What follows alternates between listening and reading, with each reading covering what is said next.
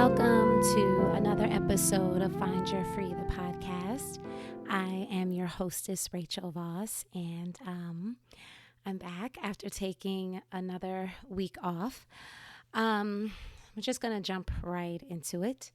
So if you have been listening to the past couple of episodes, or maybe all of the episodes, or if you follow me on Instagram, or if you are connected with me through my online classes, you may have noticed or may have heard some of my updates that I gave over the weekend, but been struggling with my voice a little bit. So it was the episode before the last one. So I think the last episode was Bad Neighbors. And the one before that was when I reflected on a trip that I took home over Mother's Day weekend. And I remember I was like crying and my voice was hoarse. So I've been dealing with some hoarseness in my voice. There's a lot of like throat clearing that like occurs when I'm teaching and when I'm recording. And I kind of figured, so we all know I have a natural gift for gab. Like that's no surprise at this point, right?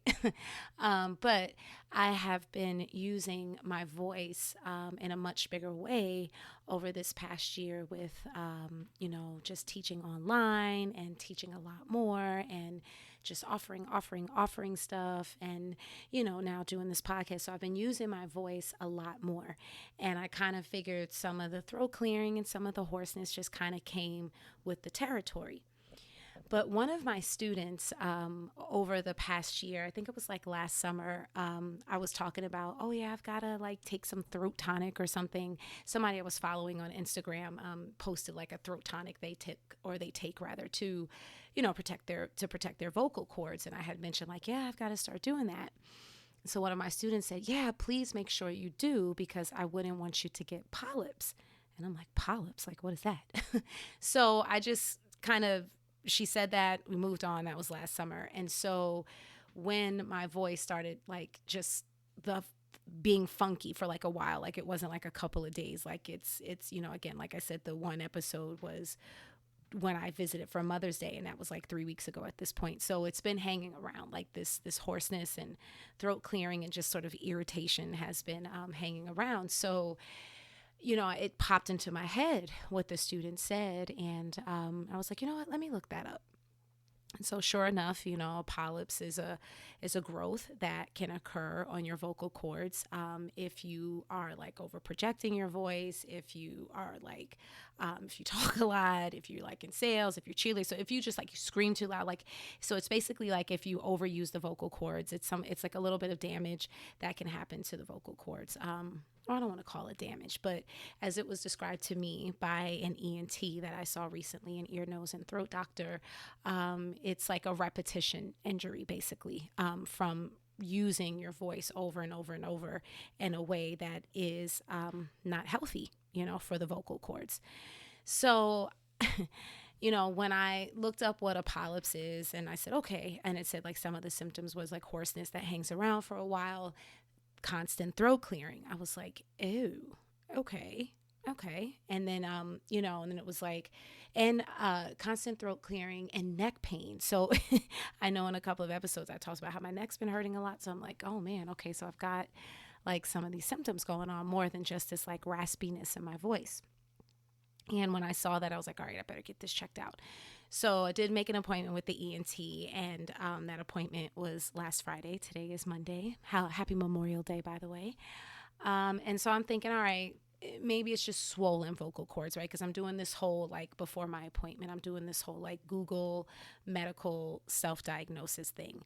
And I'm like, all right, so maybe it's just swollen vocal cords, or maybe I've got, like, a bit of laryngitis. Oh, that was the other thing, because it said, like, some of the symptoms could be, like, a little bit of a cough. And just over the past week, I had, like, this little, not bad cough, but just like a little bit of a cough happening, like just a little irritation kind of cough. And I have that with the constant throat clearing. So I'm like, all right, something's going on. So I'm thinking like laryngitis, which is what the cough and the throat clearing are associated with. The throat clearing is also associated with the polyps and the vocal cord swelling. So I'm just thinking, I'm not thinking growth. I'm thinking I got swollen cords. I'm thinking I'm going to go into the ENT. They're going to check things out. They're going to tell me like, don't teach, for a little bit, and you'll be fine. So there was no podcast episode last week, and usually I'd like make some type of announcement. I didn't know when I did the episode about the bad neighbors that I was not going to teach to to do a podcast the following week. Like when I noticed what was going on with my voice, there was one morning in the space between when I did the Bad Neighbors episode and last week. So when I did the last episode and last week when I would record, there was a moment where I got up one morning and my voice was like completely hoarse. And I was like, oh my God. And it took a minute for like the actual sound to like catch up with what I was trying to say. And so again, on Google doing my self-diagnosis, I'm like, all right, I better just like not push it this week. So I'm like, I'm not going to teach. Like I worked with no clients, no classes, no nothing. And I was like, I'm not going to pod. I'm just going to take it easy and, go to the doctor and then we'll go from there. So again, I go to the ENT this past Friday. I'm thinking they're going to check things out and tell me like, yeah, just, take another week or two off and you'll be good. Well, turns out I do have a growth on my vocal cord and I have a nodule. And so I asked him like, okay, well, is there a difference between a nodule and a polyps? And online, what I read said that a nodule can go away a little more easily with rest and just taking appropriate care of your voice, vocal therapy and such. A polyps can be a little bit harder to kind of to go away, like, and if you irritate it more, a polyps could end up becoming to the point where you have to get surgery and that could alter your voice and all this stuff. But when I asked the doctor what the difference was, he said actually a nodule is a little bit tougher than a polyps. He said that the polyps can go away a little bit more easily than the nodule can.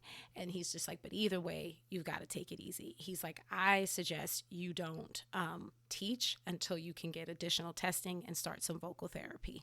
So that's what has to happen. I have to get some additional testing. So I got the test I got on Friday was they put like this, if anybody's ever been to an ENT, they put like this little like tube scope thing up your nose and they can see like what's going on up there and then they can look down your throat. But he wants me to go for like some further testing so they can kind of get more of an idea of what's going on in there. And then eventually I need to do the vocal therapy. And so this additional testing will inform the vocal therapy that I have to do. So I basically have to learn how to reuse my voice. I have to retrain my voice to use it properly because apparently I'm not using it properly and that's straining things too. So my next appointment is in like 2 or 3 weeks. And he's like, I suggest you don't teach or do anything until then. And I made a face that to which he responded, but I understand for entrepreneurs that might not be so easy. And I'm like, yeah, telling an entrepreneur they cannot work for like a month is not an easy thing to tell an entrepreneur. But my voice is the heart of what I do. My teaching voice, my podcasting voice is just, it's what I do. I've been told often, like, I love your voice. I love your voice. That's why I come to your class. That's why I listen to your podcast. Like, I love your voice. And, now I've got to take it easy. So when I told Dave, about what happened, with the doctor, he's like, so you need to not do anything again for another week until we kind of figure out like how you're going to go forward. And I'm like, yeah, but I got to do something. So I told him like I wanted to do this podcast and he's like, Rachel, come on. And I'm like, I promise I won't do it for an hour. So he made me promise I will not talk for an hour straight. Now, the doctor did say, which is, anybody who listens know every episode is usually an hour on the nose. Now, the doctor did say not to overextend, not to overproject, but he did say as long as you can talk conversationally, like you'll be okay. So I just have to like not get super excited as I, deliver this podcast. So he said, keep it conversational. When it comes to teaching classes online, like I need to invest in the microphone. And I actually did that. I had like this wireless mic set up last summer, but it just felt fussy. And like there was a point where like the connection would get broken, like the sound wouldn't come through clear. So I don't know, maybe I just picked up like a bum set. I don't know, but I'm like, all right, let me try that again. I do use Apple AirPods. I just got myself a new Mac. So I'm going to try and see if maybe I don't have to get a wireless headset per se, but maybe I can just sync the AirPods with the Mac. So I have a lot I have to figure out. So I'm not teaching again this week, to try and figure out like what all of this is going to look like going forward. So here now we have this on my plate, having to figure out like resting my voice and what my teaching is going to look like. And this is all happening in the middle of our transition of getting ready to move from Maryland to Atlanta. While I was not teaching last week and going to the ENT, Dave was actually like in Atlanta spending the week there trying to find our home. If anybody who is listening to this has tried to find a home, rental, purchase, whatever, like if you're in this housing market, I'm sure you have seen or felt like how crazy it is. This is like a wicked, wild, crazy market going on right now. So just like low inventory, lots of people, putting contracts and offers in on the same place and people outbidding each other. It's totally a seller's market right now, but like insanely. So so we frankly don't have a place to live yet. And we are on the clock to be out of the place that we're in by June 30th. Now, we're doing a private rental right now, and I'm sure, prayerfully, that the owners would give us, an extra 2 weeks or whatever if we needed the time. But that is on our plate. And I keep telling myself, because of the way Atlanta has come into our life and just kind of manifested itself, that it's not that it's going to be like a super easy breezy transition. Like transition comes with what it comes with, right? Like change can be hard. And, I've told myself, like, even if it's the smoothest thing in the world, like when I get there, like I'm still going to have to find the local Whole Foods and, my favorite, like, I don't know, smoothie shop, right? Like I have all my comforts here from living where I've lived for the past 20 years, and I'm going to have to rebuild that again. So even that is going to be, like a thing, right? So it's not to say that the transition is going to be easy breezy, but because it is aligned or feels aligned with just how we're moving in our lives, I've told myself I'm not going to worry that our home is going to show up, because we are moving as we are being guided to move, right? But now I'm starting to worry a little bit because we still don't have a place. And we put a contract on 2 places, and one of them I think is not going to pan out. One is still out there right now, but you know what I mean? It's just kind of like, if you've been listening to this, from episode 1, the first episode that I did in December till now, I've been talking about, or at least referring to, how we've been looking to move pretty much since like last October. And this journey of moving has transitioned from just moving to another house in our local community to, okay, staying in Maryland, but moving to another town to be closer to the school Voss is in now, my son is in now. And then that was becoming like a thing. And, we started running into what is, again, this crazy market while we were looking out. We're in Prince George's County in Maryland now. So we were looking to get into Montgomery County. So we kept trying to bump around there. That didn't pan out. I get the recommendation to check out the school in Atlanta. In the middle of all of that, I'm like, let me throw that to the wall and see what sticks. It stuck. And now we're moving to Atlanta, right? And so now we're still trying to find our home there. And for me, I'm just kind of like, I feel like we've been in this game, or not game. I feel like we've been in this, what's the word I'm looking for? This journey, this path, this effort. That's the word I'm looking for. We've been making this effort to move for a long time now. And we'll get super close to a place, and then like we almost had one, and then Dave decided at the last minute, like, no, that's not it, and that caused a little bit of a falling out with us. But turns out he was right. Then there'll be other places we think we're gonna get, and then the owners go with somebody else. And so it's just been this whole like, okay, where are we going? And so now it's Atlanta, and I certainly know, like, we're not going to find out we're moving to Atlanta and then 5 minutes later find a home. Like I am a homeowner. I've been in the market. I know how it can go. But just in general, this whole process of like, where is our next home? I'm just ready for that question to be answered. So that we're in the middle of that. If you look at our house, we don't look like we're people who are moving. We're slowly, very slowly, but surely, just packing things here and there. Before I came to record today, I just pulled off, all of the books off of our one bookshelf and sorted out like what's going, what am I going to donate, stuff like that. And but I'm also in the middle of like rebranding my website, shifting from just kind of like, I want to shift into a subscription model, a membership model. So there's just a lot of transition and rebuilding and foundation building and shifting and all of that going on, right? And then from like the astrological, spiritual side of things, there's all kinds of retrograde. You might have just heard that loud noise. Dave just dropped something, I think, on the floor in the kitchen, and he's probably like, oh, shit. So if you heard that noise, that was Dave. Retrograde, right? Like, so, there's just a lot of energy happening. And so retrograde can impact like technology and communication. Communication can be super, super wonky during retrograde. Like they say, or it is said, you should try to avoid signing contracts and making deals because, people can miscommunicate. Things cannot be, understood clearly, just all this type of stuff where it just kind of seems like, what the hell? And so I'm like, well, it's no surprise to me that my primary form of communication, my voice, is like now like on the fritz, right? Like, so it feels like a lot, it feels like a lot for me right now. And when I came out of the doctor's office and I kind of just sat with like, yo, this is like, your voice is like being compromised right now, right? Like the health of your voice. Like I definitely don't want to strain it anymore to the point where like I have to get surgery or, just really compromise like the way my voice sounds, because that can happen as a result of surgery. Like it can forever alter the way your voice sounds.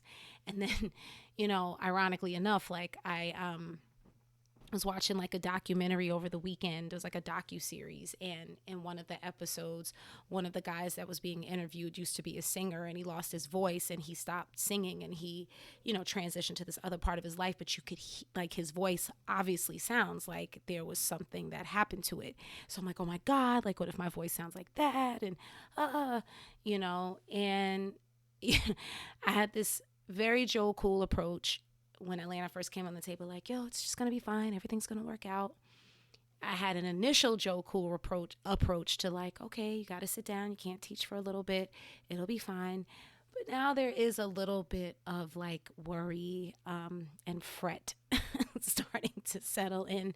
And I'm trying not to give it energy because I'm like, that's not going to do anything but just make everything that much more intense, right? Like I sat at my altar this morning, my ancestors' altar. I meditated. I asked for what we need, what I need. And so I'm really trying not to have made prayer and,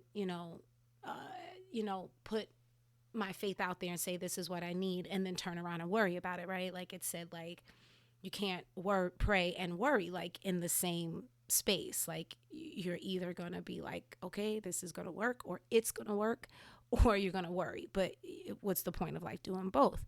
So I'm trying to stay in that space of like faith and not worry. Like certainly I'm human, right? And there's a lot on my plate to think about. So certainly there is room for being concerned, but I just want to try not to sink into worry.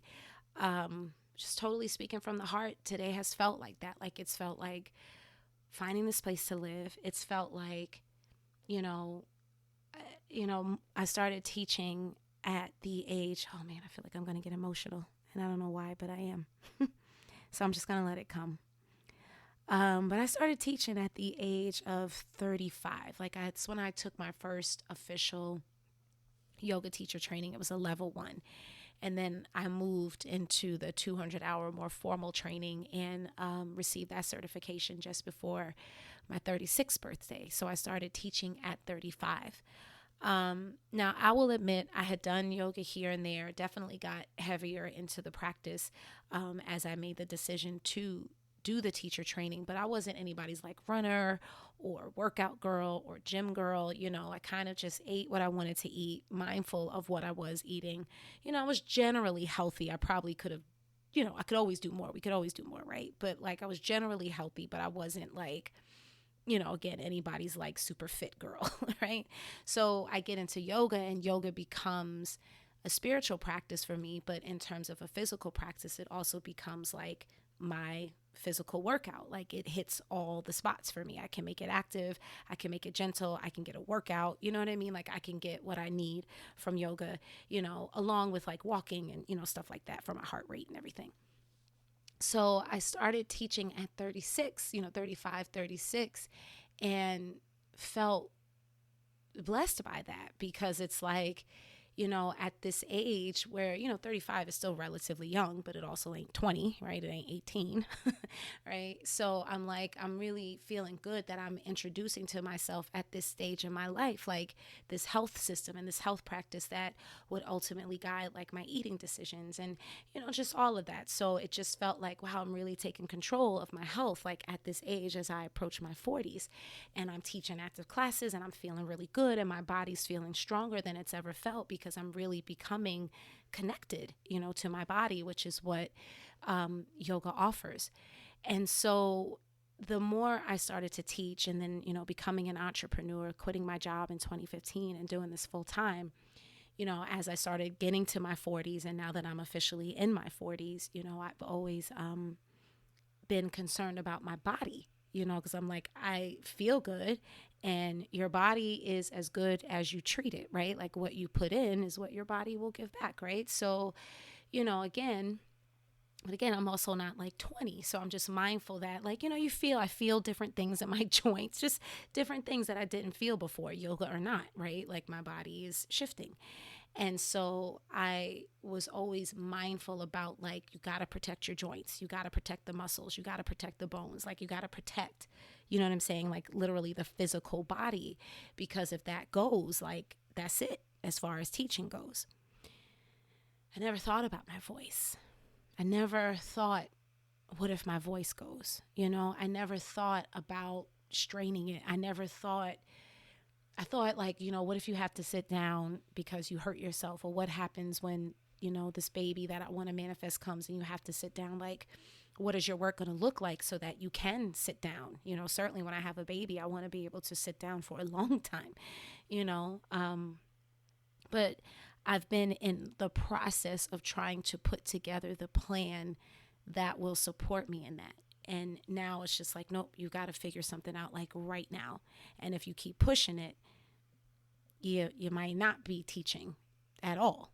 And, I've talked about how I want to do a TED Talk, and I love doing this podcast, and I want to grow like as a mentor and getting more into that work. You know what I mean? Like, I've known that I would need to shift away from the physical practice eventually, just because it's funny. It's like, before this voice diagnosis thing, I had been feeling like, man, I'm just a little tired. I've been teaching physically hard body a long time, and I'm a little exhausted. You know what I mean? Like I was thinking, ironically, like, and this is why you gotta be careful what you ask for, or even think, right? Like the power of thought. I was thinking like, man, I wish I could sit down and not teach just for this next month while we prepare for this move to Atlanta, because I've got to give myself some space for all of this, right? And there's a kid, that has to be managed in the middle of all this transition as well. And I've been going, over this past year, again, with just offerings and just being everything I can to everybody, as a support system in the pandemic, because I've been okay. I mean, I've had my moments. I've had shit I've had to deal with and stuff like that, but I've been okay. And so I have felt like, because I'm good, let me get out into this world and try to hold up whoever needs help and whoever needs support and whoever I can be of support to, right? So that's the teaching and these free offerings, and and I'm so grateful for it, but my body feels a little slammed, like physically and sort of spiritually, So I was thinking that, and now the universe is like, well, here, now you kind of have to sit. But of course, I'm like, okay, well, how can I still teach? Maybe I can just do restorative. Maybe I can just, not do active for a while. But it is, it was a thought, but of like taking a month off. But then it's like, but I was going to plan for that and figure it out, right? Now it's like, you just got to stop. And ironically, like when I had shared this, so this is what I shared in my Instagram after the ENT diagnosis. I shared it in my stories because I just wanted, those who follow me and stay connected with me to know, like, yeah, we didn't have classes last week. We're not going to have classes this upcoming week. And two of my students immediately responded to me like, dude, like, take care of yourself. Like, it's time for you to rest. Like, to be with your family, focus on moving, like we'll be here when you get back. And then the same student who told me last year, we don't want you to get polyps, like I messaged her and I'm like, well, you called it. And she's like, I really wish I didn't though. And I'm like, but I'm glad you did, because I wouldn't have thought, if I didn't have that thought in my mind, I would have probably just kept pushing it. And that is what I think happened. I think I went from, at some point, my cords were swollen, and that's probably when the throat clearing started kicking up. And that was probably a way of me, my body trying to naturally protect itself. And then I think I just kept pushing it.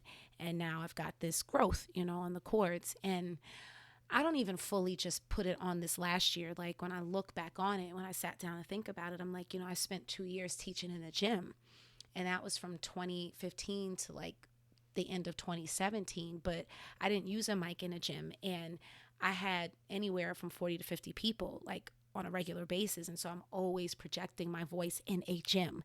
And so that might have been the start of the strain, but then that's balanced with yoga studios. I'm not screaming in a yoga studio. So there probably was some strain over the years, but then this past year just, absolutely compounded everything, because I'm just always like projecting my voice, again at the screen.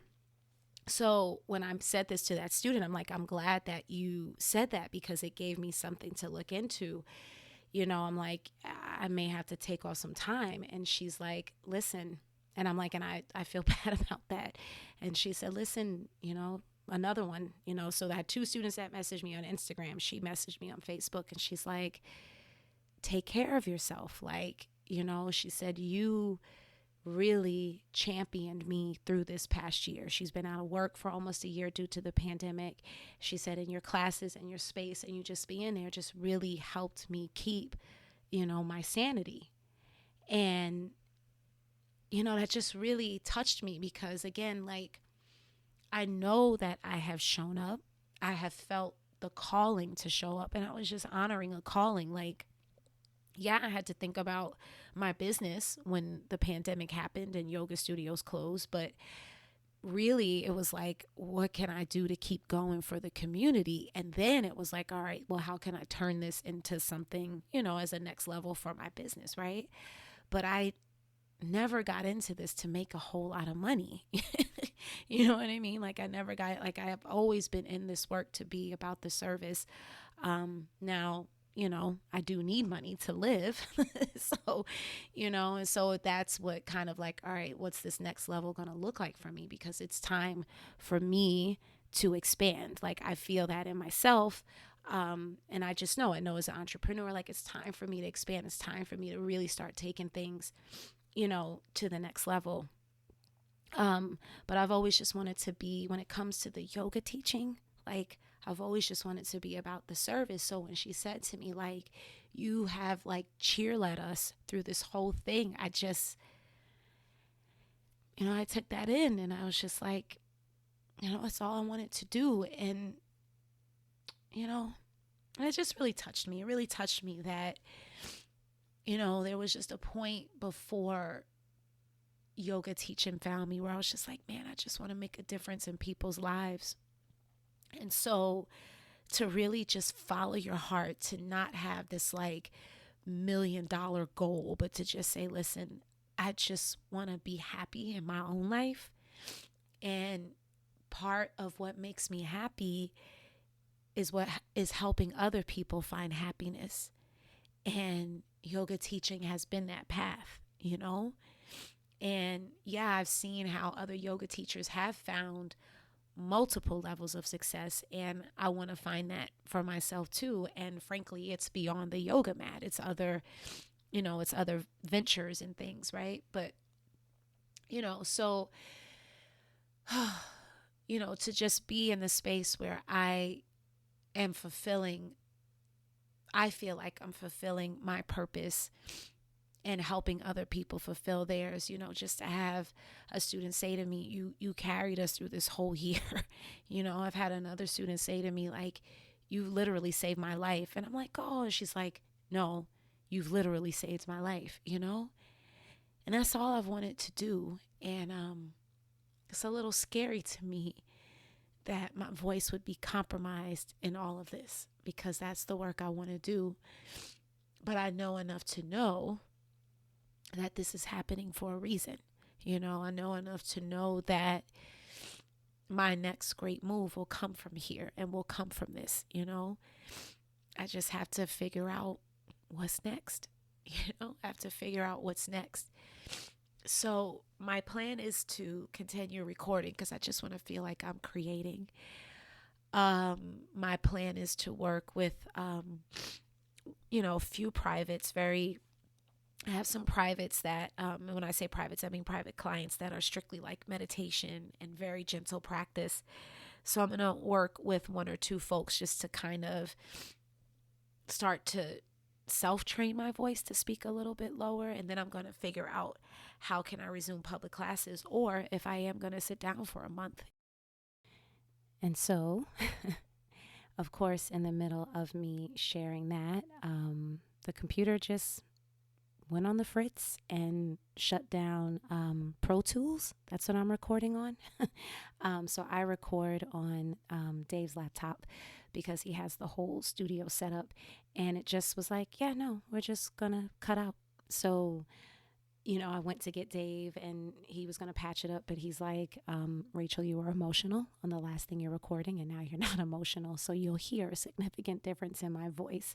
So in the middle of me talking about retrograde and not being sure of what I'm going to do next, the computer was like, yeah, I'm going to retrograde too, and just stop. So I'm back. And, I was just saying that I need to figure out what's next, if I'm going to pick up teaching again next week, or if I am going to sit down for a while and just give myself space to move, to Atlanta, to be present with this very big shift that is getting ready to happen in our lives. And also use that space to really continue working on my rebrand, because now, that this voice situation is on the table, that's going to impact, how I am going to rebrand Rachel Voss Yoga and Find Your Free. So I wanted to just drop in, though, with this episode today, because I didn't want to go 2 weeks without an episode.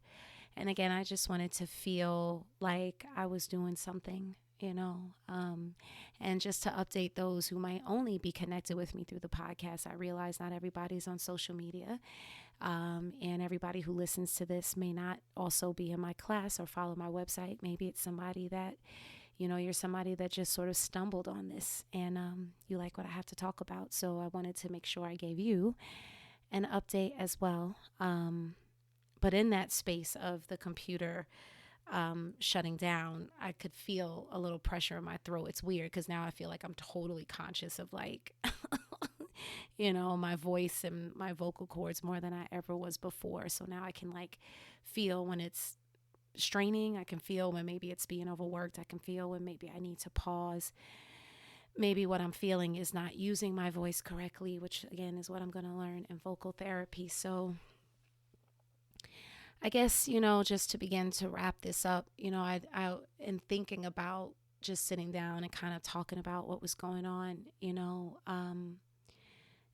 if there's anything I can offer in this, is that, I talk about this all the time, when life just kind of throw things your way that you weren't planning for, that you weren't expecting. And, we weren't expecting to make this move, down south to Atlanta. But, once we got over the surrealness of it, it's like, oh, we're going to find a home, and, it's exciting. And, so it was like a fun challenge, right? Like, but now, this thing with my work and my life's work is on the table. And I won't say it's in the balance, because I don't think it's in the balance, but it's on the table. And it's on the table in terms of like, what are you going to do next? And it doesn't feel as much of a fun challenge as finding a new house does. And again, even with this housing market, finding a new house isn't fun right now. Like, usually I enjoy going to places and looking and seeing all the different features and getting ideas. And I'm just like, doesn't feel fun. And so I talk about this all the time. Like, we're just kind of going on and we're cruising on, along this path we've created for ourselves. And then we hit a bump in the road, or a bump in the road hits us. And it's like, all right, what are we going to do? How are we going to stay present? How are we going to emotionally regulate ourselves? How are we going to feel what we feel? Like me feeling a little worrisome and a little fretful, but also not sink into a place where you can't think clearly, or you know what I mean, like you just sink and it just starts to happen, and you take yourself out of the driver's seat. Like, how do you give yourself room but still stay in the driver's seat? And that's where I am right now. And really, I am just choosing to trust. I'm choosing to trust this crossroads that I'm at. I'm choosing to trust this challenge that's been put on my plate. I'm choosing to trust this move. Again, I'm not like super ecstatic about moving to Atlanta. Frankly, I've always been like, Atlanta's not really my vibe. But, I'm following the lead of my kid getting into a school down there. And so I'm like, all right, well, if it's for my kid, that feels good, right? So I'm just trusting that I am going through all of this because there is some growth that is going to occur through this and on the other side. Like, I sense that in my bones. Like, yeah, something big is going to be on the other side of this. You just got to get through it, So it's not fun. It's not fun. And I got to feel it. And I do feel a little down. I mean, I'm upbeat, but I feel a little down. I do feel exhausted. Like, there's just all these different feelings and things running through me right now. So it's just like, dude, just feel it.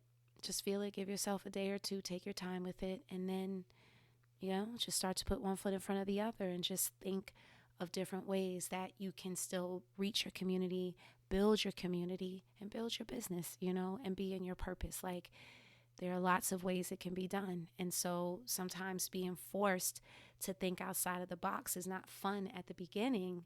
But then in the end, when you create something that you never even imagined you would create, like that's where the beauty of it all comes in. So we'll see where I am a month from now, 3 months from now. I'll be in Atlanta, but like, where's the home going to be, right? Like, what's the work going to be and all of that. So we'll see. So yeah, if you are in a similar situation, feel it, honor it, acknowledge it, but give yourself room to meditate, to continue your practice, to take a walk, to do what you need to do to clear your head, to keep your mind clear, to keep your mind calm, so that you can stay in that place of creativity and receptivity, just being able to receive downloads that can come during your meditation or during your practice, whatever that may be.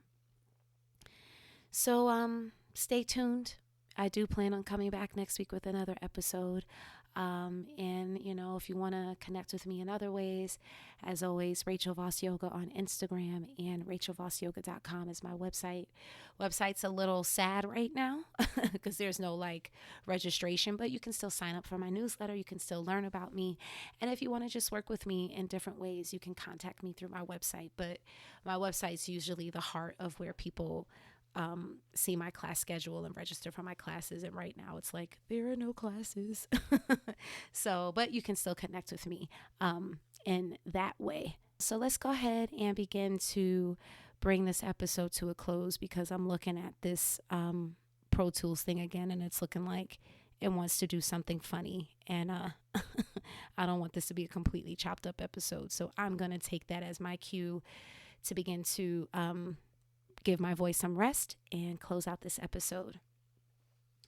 So what I want to share today may actually not feel totally in line with whatever it is that I'm talking about today. Like, I don't know if there's a real theme to today's episode, but I found this when I was in the process of, doing some of the moving that we're doing, organizing the garage and such. And I used to subscribe to Essence magazine, which I love for so long. And then after a while, I stopped my subscription. Things change. But when I used to subscribe, the editor, the editorial director at the time, Susan Taylor, used to also always write these messages called In the Spirit at the beginning of each new issue. And she would just write such profound statements, and I would pull them out and save them. And I found like a whole bunch that I saved like over the years. So this one is from 2006.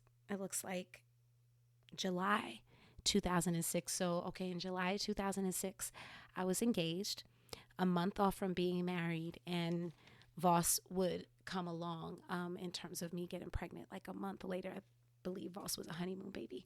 So, but I found this one that I pulled out, and as I was thinking about what I would share today to wrap up this episode with, I thought about this one message that she shared, and I was just like, you know what? Spirit feels compelled to share it, so I'm just going to listen to Spirit. So, this is called Loving What God Made. Everything in the universe has a purpose, writer Marlo Morgan said. There are no misfits, there are no freaks, there are no accidents. There are only things we don't understand. I have pondered these words often, relied on them to shore me up when insecurity has overtaken me, when I've been made to feel fearful and sick, believing that as I am, I'm not enough. Spirit makes no mistakes. What a miracle.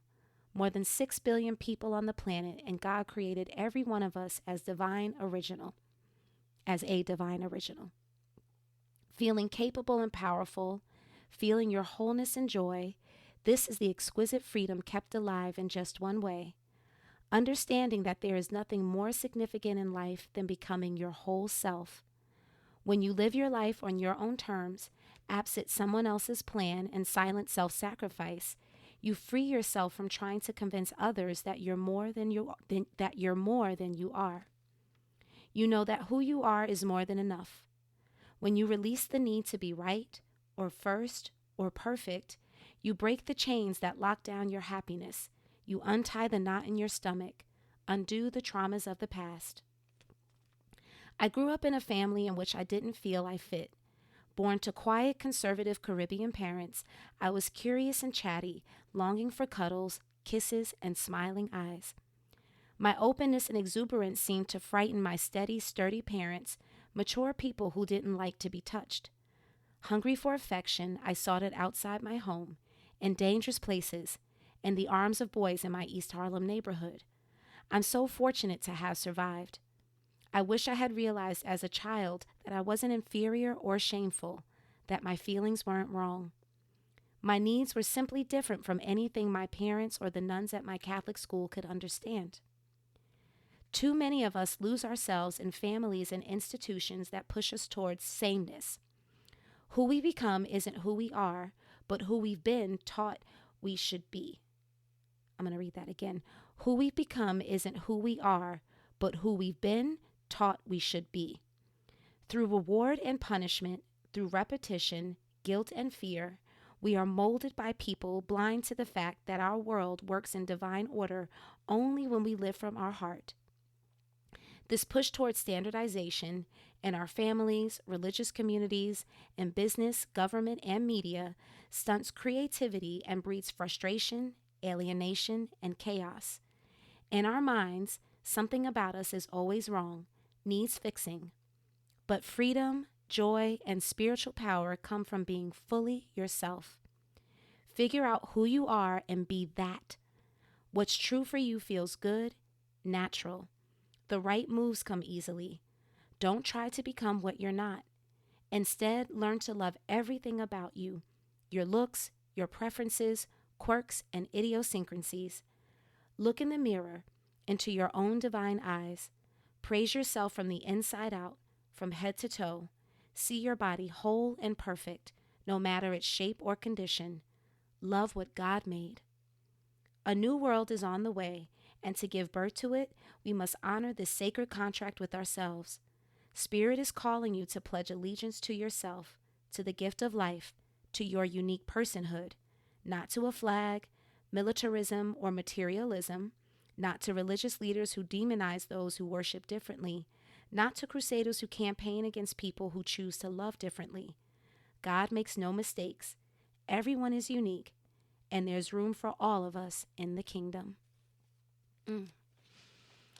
So and forgive me for stumbling over some of the words. I had this paper like folded up over and over and over again. So there's like cracks and crevices, and some of the words are kind of like caught up in the cracks and crevices. So, but yeah, I love that message, loving what God made. And, I thought I would find a passage about trusting where you are and, the next steps will show themselves. But truly, this spoke to me because it's like, yeah, my voice is doing its own thing right now. And, I feel a little frustrated and I feel a little confused and I feel a little lost and I feel a little scared. But like, I'm still going to love what God made, right? I'm still going to love this divine feminine energy and being that I am. I'm still going to love my voice. I'm still going to love just me. I'm going to love where I am right now because I know that, again, something good and great is going to come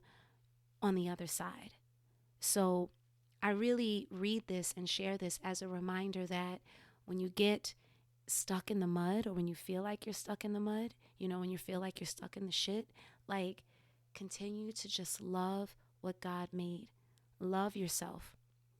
You yourself are perfect just as you are. That's not me, that's Osho. So with that, I'm going to go ahead and end it here. I'm 15 minutes over what I promised, over the time that I promised I would, the time limit that I would stay in. So take care of yourselves, honor yourselves, love what God made, divine beings that you are, trust your process, and yeah, just keep breathing. Keep breathing, keep breathing, keep breathing. And with that, may you be happy. May you be free. May you be peaceful, easeful, useful, and joyful. The light in me honors the light in each and every one of you. Thank you for joining, and I'll see you next week.